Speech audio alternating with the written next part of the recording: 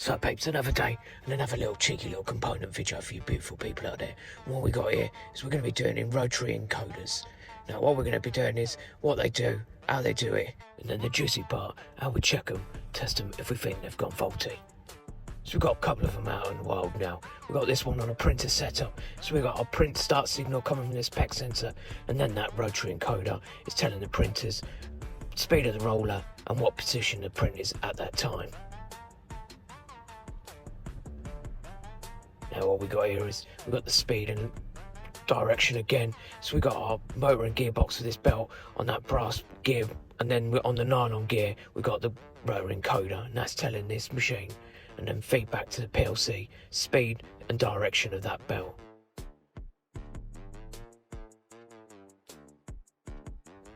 So we've got a laser printer here. We've got the proximity sensor telling the printer that the box is coming up, and then the encoder's giving the timing and the location of when to fire by doing the countdown from the proximity sensor. So we're getting two signals there. So how they work, we've got two different types. We've got incremental and then we've got absolute. So we'll do the incremental first. So we've got a moving disc with machine slots on it. With these machine slots, we've got two channels. We've got channel A, channel B, and then we've got channel Z is our indicator. That's the homing position. So we've got a light source one side and a light receiving emitter on the other side. That's taking the signal over to the signal converter. And with these lights being pushed through these machine slots, they're going to be 90 degrees out of each other, and that's going to give us our square signal. So these being 90 degrees out, that's giving us a direction, because if it was to go one way, one would be leading, one would be trailing, and then that swap as the shaft switches rotational direction. And as you can see, the on-off is the pulse in the signal going on-off with the light being transmitted through their machine slots. So as it got 0 volts, that's going to be no light going through, and then your high side of the voltage is when your light's being transmitted through. The next we're going on to the absolute. So on these ones we've got multiple tracks that are being machined in such a way to give us the ability to use code such as grey code or binary, as you can see on that top graphic. So about every 20 degrees out of the 360 has its own code, so that we can know exactly where it is at any point in time. Where with your incrementals, you're only getting an output and a feedback of A and B tracks. So on the next graphic coming up, we're going to be able to see what we mean by the two different tracks. So we've got our incremental on the left, and we've got our absolute on the right. So on our incremental, we've only got the 3 tracks. So we've got your A and B that's 90 degrees out, and then you've got your index. But then on your absolute, you've got your machine tracks that are all different rows, and that's giving us our binary code. So what's going to happen if power goes off, your incremental is not going to know where it is until you get to the index, where your absolute, the power can go off, comes back on, and it's got that binary code, so it knows exactly where it's starting off from. Where your incremental is going to have to do a initialization sequence, get back around to that indicator. So I'm getting on to the actual testing now. Well, first of most things, we're going to be doing a visual check, looking for any damage and checking what the color coding is for the cables. So if we can see here, we've got our plus and minus volts, and then our channel A, B, and channel Z, our indicator. And then you've got your screening. That's very important, and we'll get into that in a bit later. So we've got all our colored cables there and that. So what we first want to be checking is you're getting your supply voltage. Now, you can use a multimeter for this, but I would suggest getting an oscilloscope for the next, and I'll show you why. So I've got my 0 volts, and I'm going to go on to plus volts and just make sure that I've got my operating voltage of 24 volts, and I do. So that's pucker. So as now we've got that, we're going to be checking our outputs on each channels, and that's why we go to a dual scope channels oscilloscope. And I'm just going to, one obvious is that you can only check one output at a time, and 2, it just can't keep up with the changes in voltage. They're that kind of minute, you just won't see the change in it. You won't even see 24 volts half the time. That's why you want to get into your oscilloscopes, because you're actually seeing a pattern of the waveform itself. So going back to our drawings, and this is going to show us our square waveform. This is what we're going to be looking for, 90 degrees out from each other, and your indicator being in there as well, because that should reset your home in position of the encoder. So it's done a full 360 at that point. So we've got our yellow and green as your A and B, and then pink is the indicator.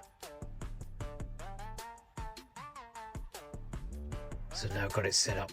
We'll want to put a disc thingy out there. No encoders got harmed in the making of this video. So I've got my channels now on A and B, my outputs of the oscilloscope, and as you can see now, we're getting a nice clean square waveform. And what I'll do is I'm going to switch the drill background, and that's going to show that our leading edges of A and B are changing. And that's what we want to be looking for. We want to be looking for a nice, clean, crisp sine wave. So we're getting our on and off signals, and that there's no discrepancy in either of the channels themselves. So you're not getting a longer waveform. You want them all equal. And then I'll be switching the drill around, and you'll see the leading edge changes.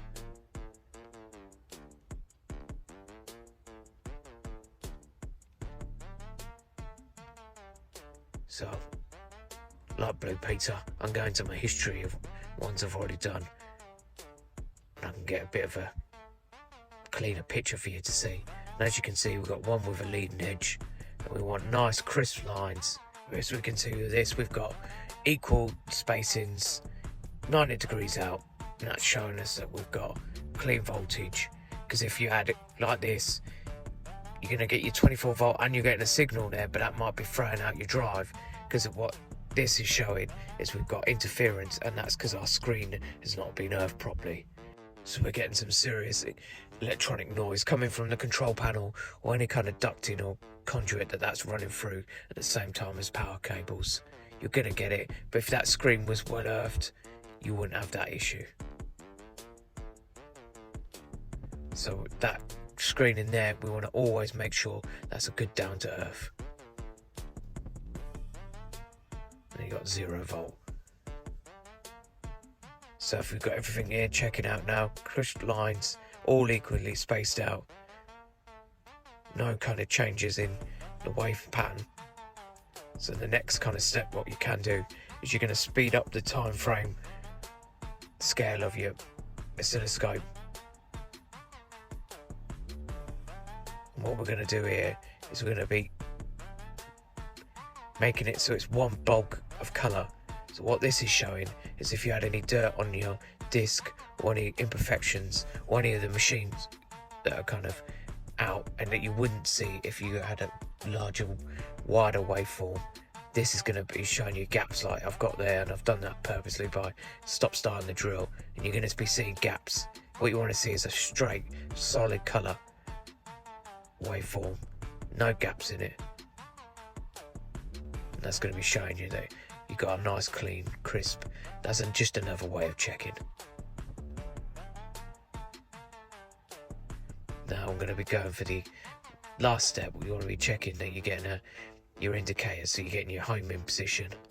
You're going to see that on my channel B on the bottom right. As you can see, that's coming in. So that's telling me that the encoder's done a full 360. And I'm getting a nice, clean, crisp signal coming back on channel A, because that's a solid colour there. No imperfections on the disc, no gaps in it.